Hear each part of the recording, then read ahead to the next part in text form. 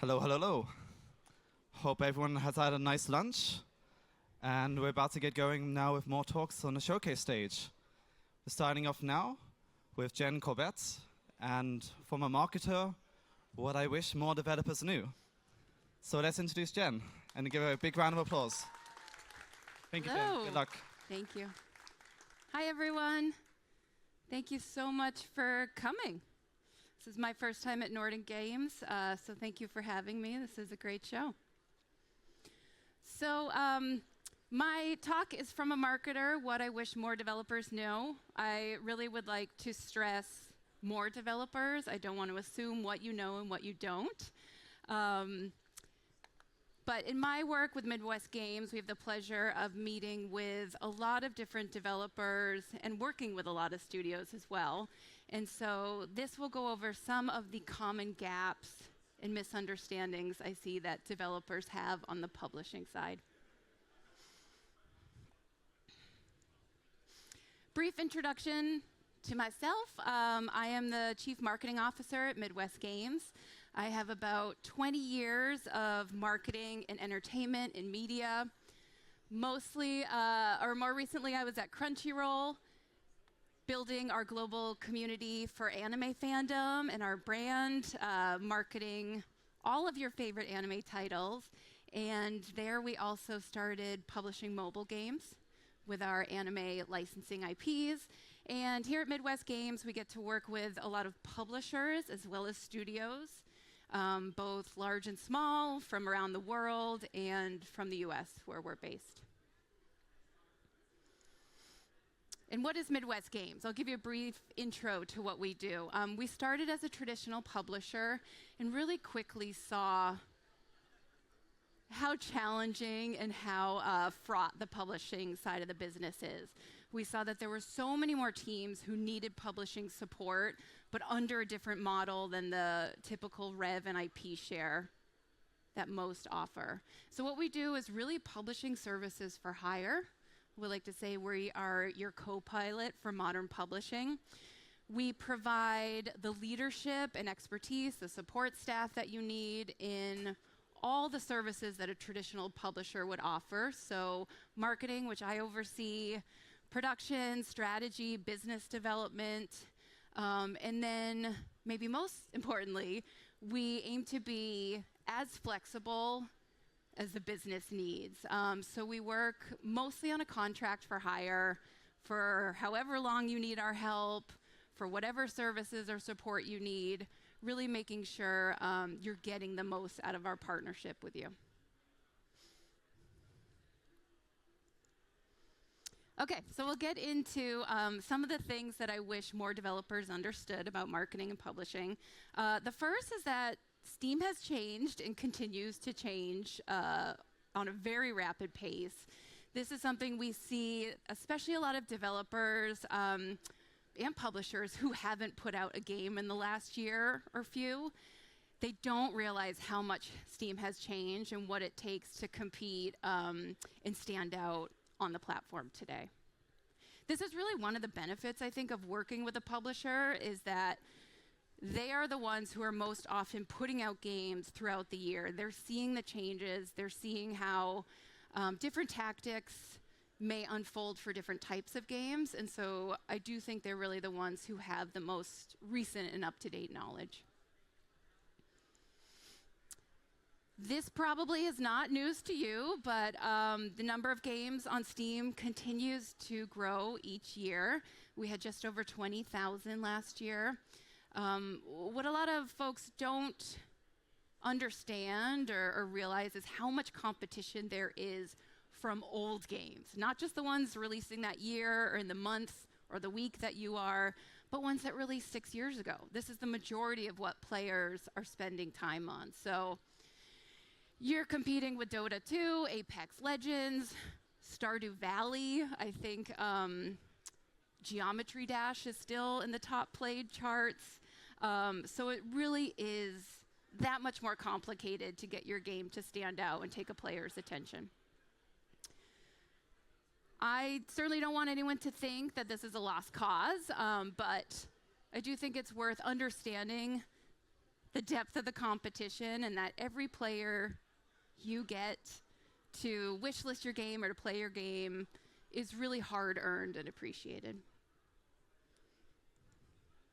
So what happens when you see this much competition on Steam? A lot of things, but I think simply players have so many more choices, but their time to play games and probably their budget are pretty fixed. Those are not increasing with the number of games. So what that can lead to is lower sales conversions. They're still wish listing as many games. They still want to play as many, but they're buying probably the same number of games per year. Because remember, they're still playing games they bought 6 years ago. And then players with that many choices and fewer purchases to make, they're waiting longer. They want to see proof of quality, so they're waiting to see how the reviews on your Steam page play out.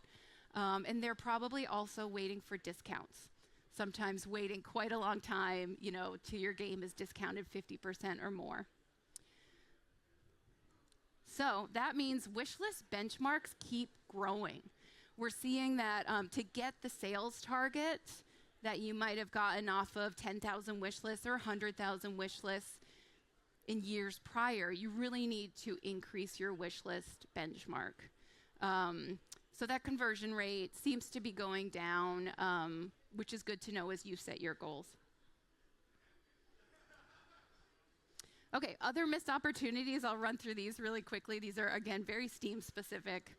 I see so many developers spending so much time looking for a publisher, 6 months, a year, really putting so much effort into that. And the sad truth is that very few will get a publishing deal. It's only about 5% of games on Steam that have a publisher. And as publishers have more choices of games in market, they're able to wait until you prove your concept. So very often publishers now are looking that you already have a solid wish list base. You already have a successful demo. So just know that as you build your game, have a self-publishing plan in mind. Keep moving forward with that. I certainly wouldn't discourage you from reaching out to publishers, but keep building your game on a self-publishing plan as you may look for a publishing partner. Okay, this is one that irks me. We meet with a lot of teams who we say, like, where are you in your game's journey and its life cycle? And they say, well, we put up a Steam page, but we haven't really done anything yet. And I just want to clarify that putting up your Steam page is announcing your game. That is a major beat, and it's a marketing one that I think a lot of teams miss. So as soon as your Steam page is up and live, Steam is giving your game your opening visibility, and that's your announcement. You don't get it back again. And so take the time, make that page as great as you want it to be, but put a little marketing effort behind that. You can write a simple press release and reach out to some outlets. You could send it to some influencers that play your type of games. Certainly, celebrate it on social media, but just know that is your announcement. NextFest is a huge point of frustration and confusion and change. I think we really look at this now as a marketing beat, less of a production milestone where you're looking for feedback. Your demo should be in good shape by this. You should have already QA'd it and play tested it before NextFest. I like to think of this very similar to an actual game launch. We recommend you put up your demo before NextFest. Again, test that out. If you can get some traction on your demo page, some reviews that are already there, that's going to help you going into NextFest. And then we often see developers who have used their NextFest far too early in their game's journey. One, the game may not be as developed or quality tested. You may not have the number of wish lists going into that festival. But it's also really good to do this right before you launch. That is helps with that conversion rate. Players are playing your demo, they're loving it, and then if you go on sale a few weeks later, they have that recency and more urgency to convert. Skipping playtests. I always think, why not do a playtest on Steam? The platform is really well set up for it. They make it easy. It's a great way to get new players in. That's where you should be getting your production feedback. There's very little risk in a play test. And I also see it as a nice marketing beat too, where you can start to build your community. We just launched a play test a little bit later in our game, Cycle 2 Water, and it really was what populated our Discord and made a more dedicated community ahead of launch. Opening early access or launching your game too soon, I think, there's urgency and interest in getting your game out there. You've been working on it for years, but when in doubt, wait.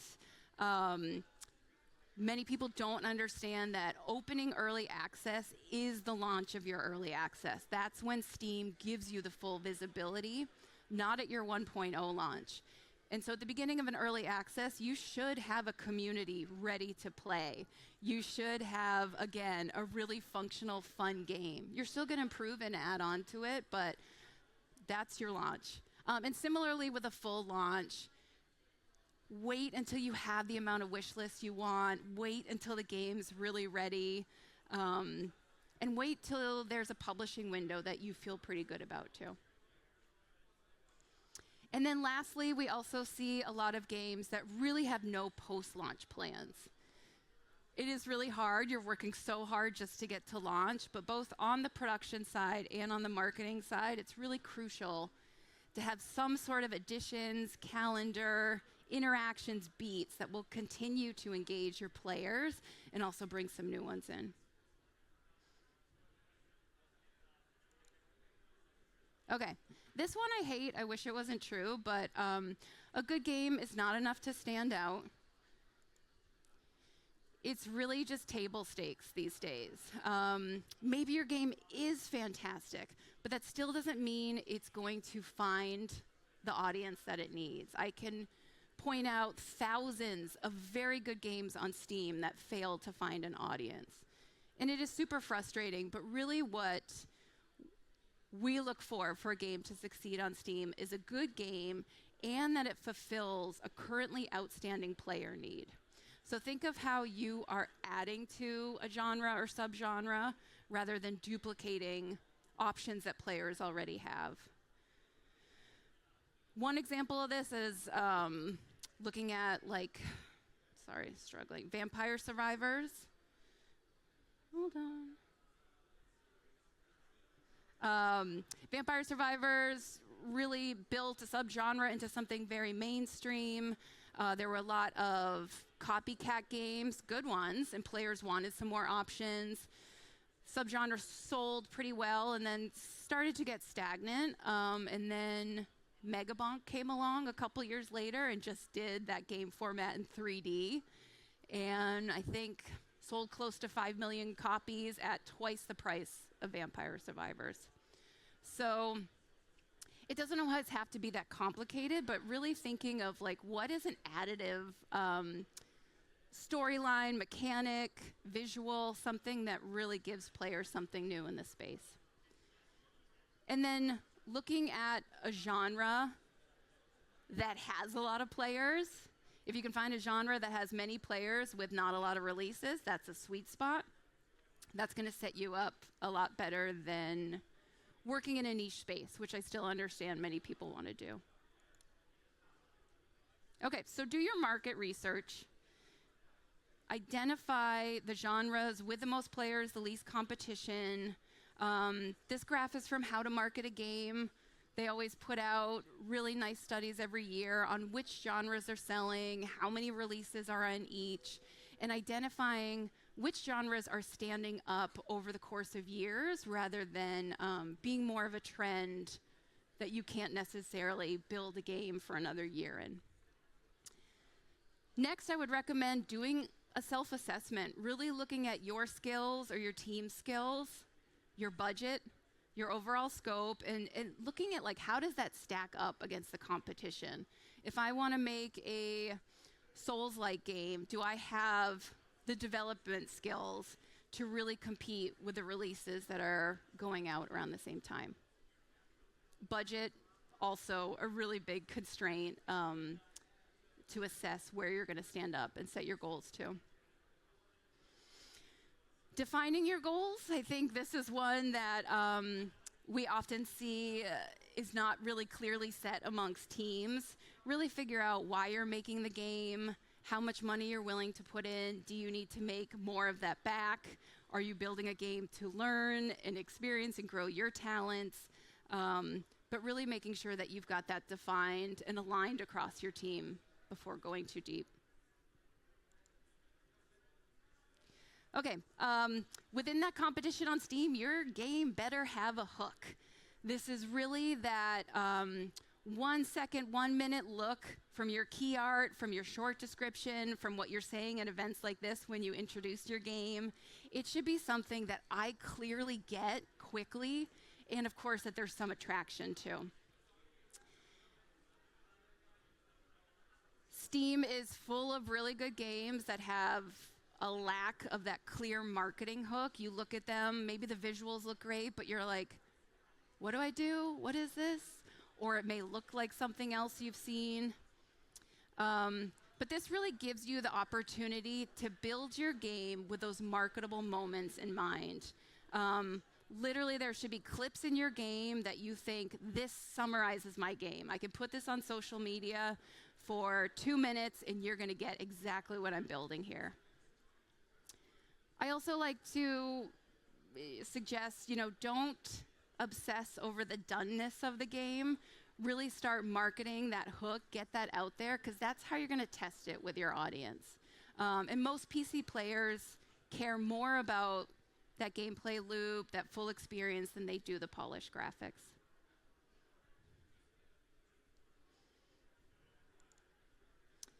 This is just a splash of games that have that strong hook.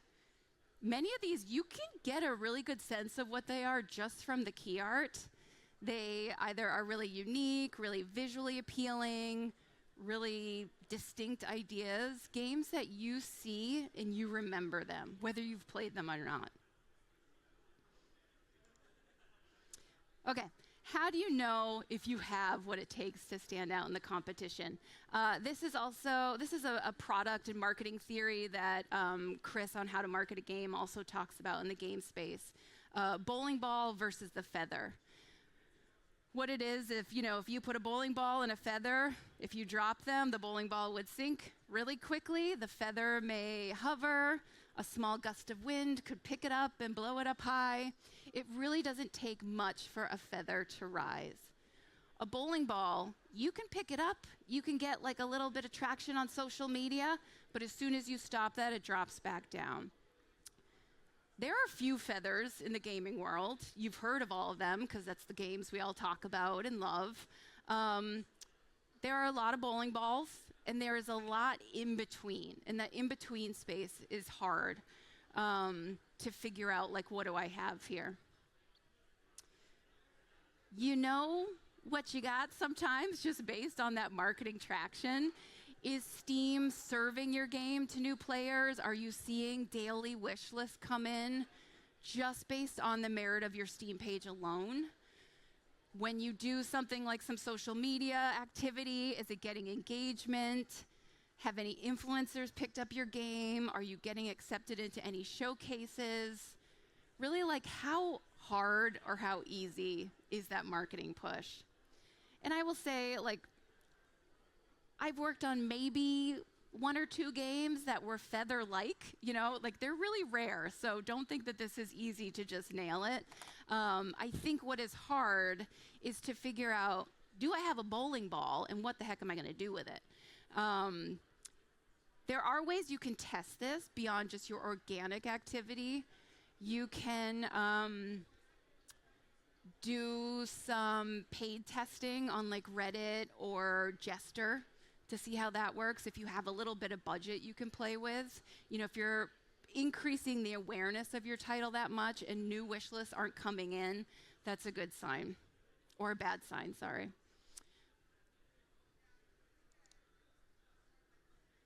Okay, another one I want to impart with all of you is the time to start marketing is now. I know so many of you are just focused on building your game. You're getting that clear picture. You're getting it to work. Your head's down in that. But now is really the time to start talking about it, getting your Steam page out there, getting your social media handles up. We see a lot of teams who come in with their game nearly ready, and they've lost that cycle. Like, it takes like a year at least to build your community and really get that marketing value, especially if you don't have a budget, if you're relying on organic momentum alone. So Steam will not promote a stagnant game. You need a marketing strategy to get players' attention and interest, and then you need a marketing plan to sustain that momentum, to keep having beats along your journey that grow your community. Bringing marketing in early in your game, like in the concepting phase, is the best time. And when I say bring marketing in, it may just be that part of your brain. It may be your friend who does marketing, but start thinking about it as early as you can.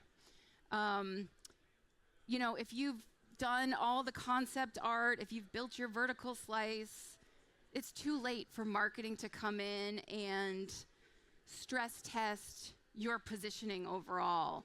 Like, are you standing out in the genre? Are you in a space where you can meet the sales goals you have? Is that hook coming across clearly, and is it attractive to players? You want all that influence as early as possible to make changes throughout your development. Getting this in early also helps the platforms do work for you.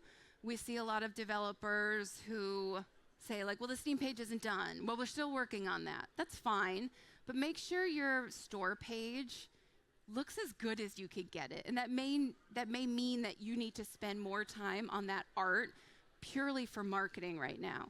But that Steam page is one of your most valuable assets. It's marketing your game and building an audience while you sleep. Players are finding that based on your key art, your tags, your description, and that should be bringing in wish lists and community with no other effort on your part. So I would say really put in as much time as you can in the beginning to get that looking great. You can always keep fixing it.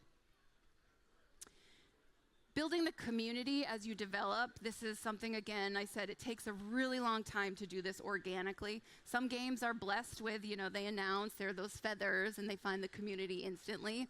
But for many of us, you need to build it with every little step of the way. And so that may mean weekly social posts, devlogs from you and the team of what you're building, bringing players in like behind the scenes. And so really doing that early on is going to help you slowly but surely build that community. And those organic communities that you build, that's really good player quality. That's exactly what you're looking for. Those are the most likely players to convert to buy your game.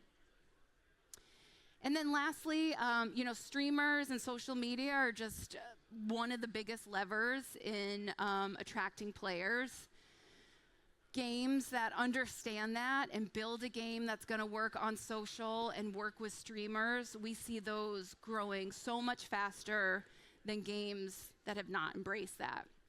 There are certain types of games that work on all different social platforms. If you are building a strategy game, you're probably going to spend a lot of time on Reddit. If you are building a co-op or horror game, TikTok and YouTube, you know, you've got to succeed on. And so understand which social platforms your audience is going to be on and try to figure out how to build that. That may mean building more for like surprise, for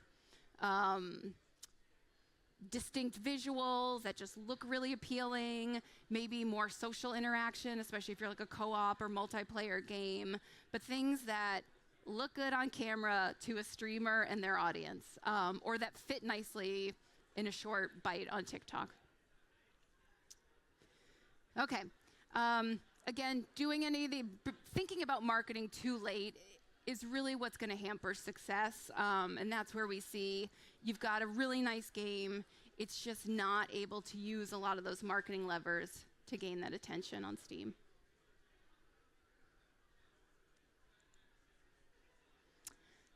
The good news is, I think you have to do some marketing, but you don't have to do it all. Nobody can. Pick which kind of marketing you want to do. If you like social media and you're on it all day, great, you can do that. If you hate social media, you probably need to find a friend who can help you with it, or you may want to find a budget to do some social advertising. Maybe you're more comfortable with just emailing streamers and trying to find social coverage through them. But think about how you can get around that. If you are good at like PR and you think you've got like connections and you can make that work, or if you are just really networked with a lot of other developers and you can use your community to be advocates for your game. Just find what your angle is and do what you can. This TikTok screenshot here is an example from our game, The Legend of Babu. This was one that we didn't have a ton of resources for in terms of budget, and we found that really quickly it did great on social. It's just a big floofy dog that people love. And so we did that for months, you know, without any other marketing. We really just went as hard as we could on Instagram and TikTok, and that was the best use of our marketing resource rather than trying to do everything we could think of. We also hear from teams, well, you know, I'm not ready for my demo, or like, what am I supposed to talk about? What am I supposed to do? You literally just make these up. You just make up marketing beats and act like it's a big reveal or an announcement. We do this a lot, looking at like what can we reveal in the game, which is really just like what haven't we shown in the trailer. So we may do that through press, we may do that with influencers, or even just like on social in our newsletter. It doesn't have to be big, but just keep finding ways to talk about what's new and what's moving forward in your game. So this example for our game, Tomb Water, we realized the map was huge and it was a big asset of the game, and we hadn't really talked about it yet. So we thought, like, let's make it sound like an exclusive reveal. We went out to a PR partner, we got it in the media, it got a lot of good response on social media, and it ended up being one of the biggest wish list spikes we had for the full life cycle of the game. And it wasn't anything planned, we just made it up. Okay, and then this last one I think is really important to remind everybody that success is very subjective. You will hear so much about the top 1% of games. That's what we all talk about. That's what we'd all love to be. People love to study these games, break down the marketing and why it worked. That's all fine and good. You will not replicate that, right? Like, you can learn from some of their tactics, but it doesn't mean that doing the same steps is going to yield the same results. I think it's 0.5% of last year's games on Steam made over $1 million. It was less than 100 games. It's really very few in this top 1% or even 0.5% that are making the big success stories in games. The far majority is, I think it's like 80% of games are making less than $5,000 on Steam. So just know there's a big range.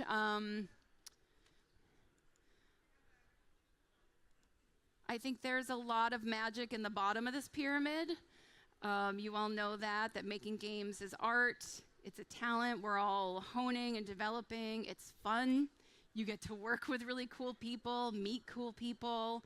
While we talk about success and finding, you know, your riches on these platforms and getting known, I just want to acknowledge that just making the game, getting it out there and learning from every step along the way is also really valuable. And hopefully everyone gets to make a second game. That's really the goal, is to make enough, learn enough, and keep going in the business. That's the talk, guys. We have some time for questions. I'm happy to take any questions, and I'll try my best to answer them. I just want to say thank you so much for coming and for listening. I hope all that information, you know, some of it was useful to you in your journey. Thank you.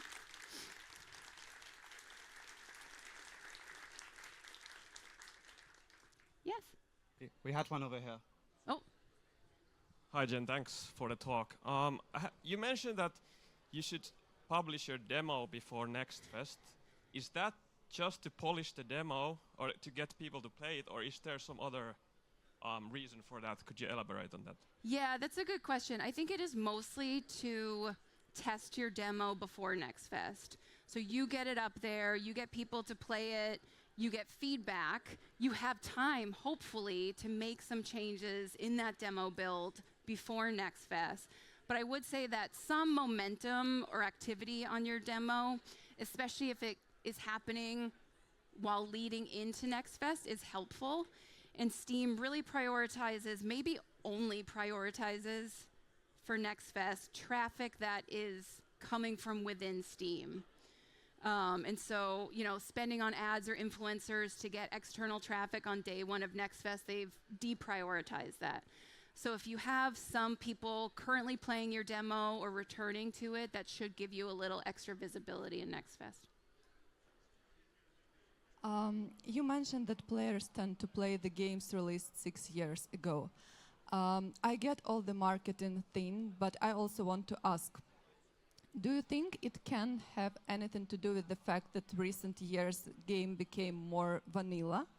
Like all the meat is taken out of them because publishers are too scared to... Maybe. I'm sure there's lots of factors. I don't know. I certainly wouldn't say it's mostly that. There's tons of great games that have come out recently. I think maybe in the last 10 years, games have gotten more developed, longer. People are paying a high price for them, and so they're just not done with them yet. They're still... But I mean, there's plenty of live services games that have come out that are in that top selling list that continue to get updated and supported. And so they're not the same as games that were, you know, kind of one and done. But that's an interesting theory. I hadn't thought about that. Hi, over here. Really enjoyed the talk. You talked a little bit about how, you know, the best time to start marketing your game is now, but also you can't launch your Steam page quietly. How do you kind of counterbalance those things? Like if I want to start talking about my game as soon as possible, but I don't have a huge amount of content to talk about, is the best strategy to just go ahead with the launch of the Steam page and start talking about it, or wait until you've built an audience? Because I think a lot of teams don't launch a Steam page and they do all of this marketing and they lose their wish list. So how would you kind of advise a team that's kind of just getting started? Yeah, again, I think it kind of goes to like, what are your goals? If you're like, I'm going to put money into this, I need to make money out of it, I want to get a publisher, I would wait and try to make a big announcement. If you're like, I want to just build games, I want to learn about this, then like, yeah, put your page out there. But if you are not ready to launch your page, if you want to hold off on that, you can be at events like this. You can go to game developer meetups or game jams and work on that. There's also other platforms like itch.io or even Discords, you know, where you could have people play the game while you talk about what it is. I think there's value in that you are yourself not committing to things that haven't been tested.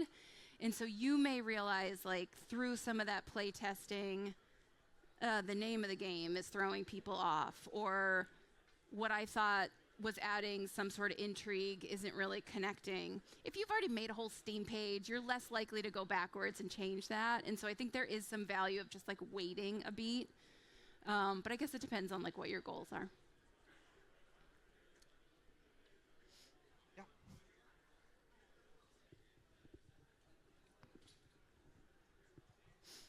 Hi. Hi. So you talked a bit about demos. What's your view on having a separate Steam page for the demo? I would definitely do it. I think that is what Steam prefers. There are visibility benefits in having the separate demo page in that it can get ranked in top performing demos. I think there's a few other categories that it can appear in for added visibility. get a rating. You know, you can see those reviews. I guess if you were very unsure about the quality of your demo, there could be some benefit in putting it as an app tied to your base game page. But I would also say, like, if you're in that place, just do a play test, or, you know, don't release it as a demo yet anyways. But I would definitely build the page and go forward with that, because it seems like that's where Steam's headed. So what about the negatives, like the reviews not showing up on the main page? What's that? What about the negatives, like the reviews not showing up on your main game page? Well, demo reviews won't show up on your main game page in either scenario. It is nice to have those on your demo page. Again, like, some people will go to your demo page, say they discover in Next Fest. They may look to see those reviews before they decide to even give you 20 minutes. And so I think they can be really helpful. I think that's also where you get a lot of your learning in. Hopefully to keep improving that demo, keep improving that review, and then ultimately go into your full build. Thank you. Do we have other questions? Yes.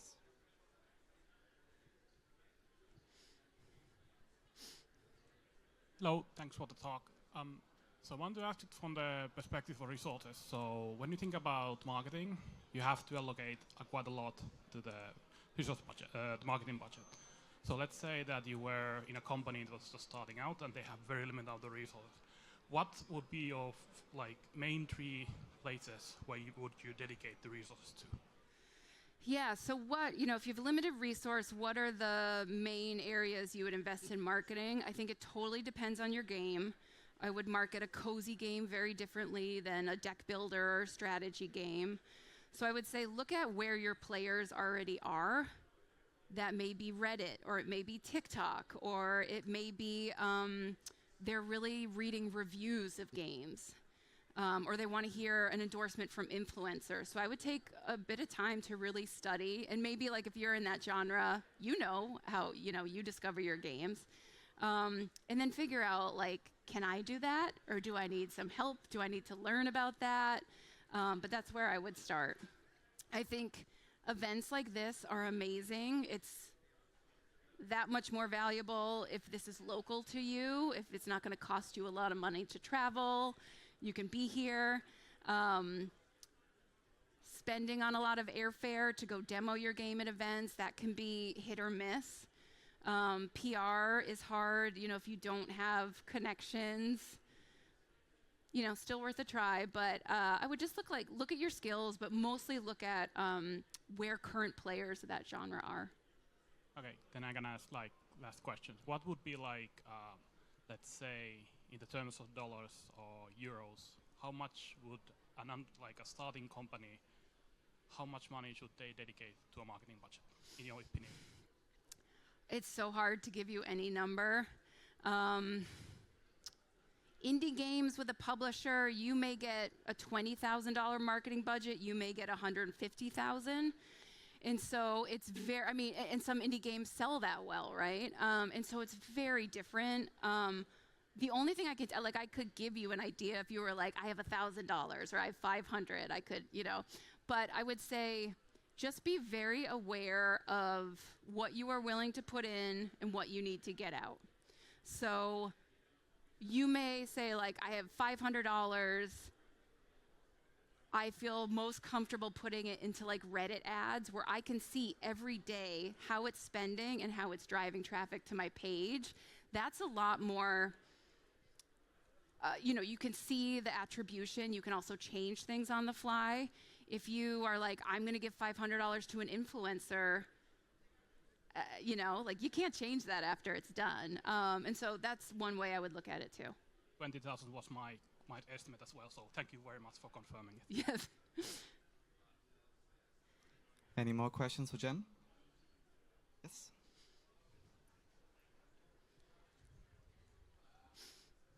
Hi, thanks for a great talk. So you mostly talk about Steam as a place for selling the game. Are there any other places you'd think of, or is Steam the place? No, that is a good question. We do a lot of work for PC games, and so that is more of my expertise. Steam is also just the top platform, outside of Asia at least, and a lot of their data is very accessible and public, and so that's why you see it mostly focused on. Again, it depends on what kind of game you have, maybe even where you live, but there are definitely players who want to buy their games on GOG or on Epic. There are different platforms in different regions, that are more popular with other players. So that's maybe something to research, just as which social media. Yep. Yeah, I think most PC games are going to launch on Steam. That's where the majority of the traffic is. But, if you want to have a multi-platform strategy, that's a good idea. We have found some games sell well, sometimes it's like unexplainable, right? Like why did that peak on, Fanatical or something like that? So it is a lot of time. So that's the only thing I would caution on how many platforms you take on. Thank you. Yeah. Yes, absolutely. Hello, thank you for the talk. I do a lot of wishlist ads for games, and sometimes I'm very perplexed about like what is working and why it works and why it doesn't. And the other day I saw like an ad for a wishlist for a game on LinkedIn, and I was like, who does LinkedIn ads? So I was wondering, have you done anything like unexpected that was like, oh, this works, or it worked unexpectedly, like a channel or? Yeah, that's a great question. I'm trying to think. We did an integration with a Discord game. That was something new. It was basically an ad that we bought in a Discord game. It drove a lot of wish lists. I realized afterwards that they weren't the best quality wish lists. But we're always testing things. I don't know what the name of the game was, but somebody had a printout on one of the tables of like a classified file, whoever's game that was. I thought that was very clever. I definitely looked at it and was like, oh, cool. So definitely try them out. Be cautious of where you're spending money. But if you can find anything that aligns with your audience or the theme of your game, I think that's worth looking into. No idea how LinkedIn ads work for games, though. Me neither. If it was like an office theme game, like an office simulator, which I would not want to play, but that might work. That would be funny. Thank you. Any more questions around here?